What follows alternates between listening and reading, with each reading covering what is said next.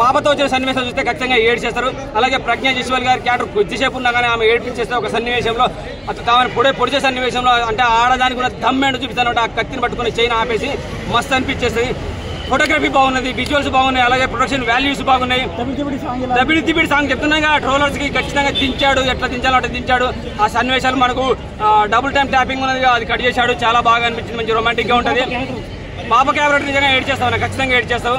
అలాగే 2-3 హీరోయిన్లు ఉన్నా కానీ వాళ్ళకి పెట్టాల్సిన సన్నివేశాలు తక్కువ ఉన్నా ప్రతి హీరోయిన్ క్యారెక్టర్ చాలా బాగా అనిపించేస్తుంది.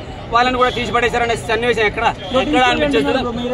నాకేమనిపించలేదు. రొటీన్ స్టోర్ అన్నోడు ఎవరిని వాడిని పట్టుకొని ఆ రొట్టెగాడ ఇంట్లో వాడిని పట్టుకొని తంచోలు పెట్టేసి వాడిని అడుగు.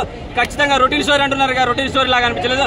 మన ఇంట్లో మనం జొన్న రొట్టె తింటే ఎలా ఉంటుంది, ఎంత కిక్ వస్తుంది, చపాతీతో రొట్టె చేసుకుని తింటే ఎలా కిక్ వస్తావు, ఆ కిక్ వచ్చిన రొటీన్ స్టోరీ ఎవరికి అనిపించిందో వానికే పెట్టు. అయిపోయి ఆ రాటు తీస్తావు, ఏం తీస్తావు వాడికి. నిజంగా సంక్రాంతి విన్నరు బాలయ్య బాబే బాక్స్ ఆఫీస్ విన్నర్ కూడా బాలయ్య బాబే. BBB ఖచ్చితంగా బాక్స్ ఆఫీస్ విన్ కొట్టేశారు. ఈ సినిమా కనుక ఇంకా ఇలాగే 10-15 రోజులు ఉంటే ఖచ్చితంగా ఆయన రికార్డులు ఆయన కొట్టేసుకుంటారు. అఖండ గుర్తొస్తుంది, సరే నరసింహనాయుడు గుర్తొస్తుంది, 10 సినిమాలు బాలయ్య బాబు నరుకుడు కొడుతుంది. ఇంకొక డైలాగ్ ఉన్నది, రాయలసీమ అడ్డ అని చెప్పేసి సూపర్. అప్పుడు వచ్చినప్పుడు బీజం అయితే రచ్చ అనమాట.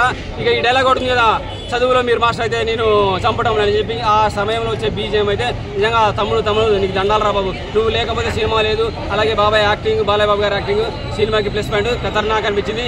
జై నాగవంశ, అలాగే బాబీ కొల్లి వెళ్ళగొట్టే ఒప్పుకోండి. Thank you.